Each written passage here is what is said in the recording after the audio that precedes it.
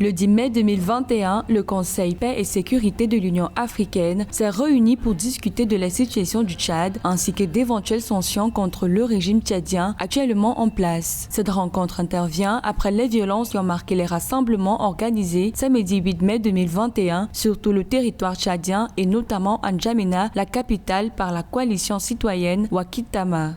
Donc la question qu'on se pose aujourd'hui, est-ce que la Commission Paix et Sécurité va-t-il déroger à ces principes juridiquement connus qui dit que l'accession au pouvoir se fait par la voie démocratique, ou de manière exceptionnelle, est-ce que le Tchad pourra alors échapper à ces règles en privilégiant la réalité politique liée aux événements sécuritaires que traverse alors toute la zone sahélienne et le Tchad en particulier. Cette rencontre tenue par visioconférence aurait permis au Conseil de paix et de sécurité de l'Union africaine de s'accorder sur la prise du pouvoir pour le comité militaire de transition, mais également de s'approprier du rapport des agents envoyés en mission au Tchad. Les informations recueillies de cette mission vont par ailleurs permettre de collecter les éléments pour guider le choix, voire la position de l'institution sur la transition. La Commission Paix et Sécurité de l'Union africaine est dans l'hésitation entre l'application de ces principes, issus notamment du protocole d'accord sur la bonne gouvernance et la stabilité politique en Afrique,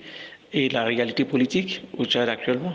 Il y a eu beaucoup d'hésitation dès le départ par rapport à cette mission d'évaluation. Donc il est donc important de comprendre que cette mission d'évaluation de l'Union africaine vient entérimer déjà une décision d'accorder de l'exception au régime transitoire qui est en cours actuellement. Notons que la manifestation tenue samedi 8 mai 2021 à N'Djamena a été initiée dans le but de protester contre les autorités de transition mises en place après le décès du président Idriss Déby Itno. La coalition citoyenne déplore une dizaine de blessés, dont 3 graves, et une 50aine d'arrestations sur l'ensemble du territoire. Néanmoins, les conclusions de cette rencontre, notamment sur la transition dans le pays, restent encore à l'ordre du jour.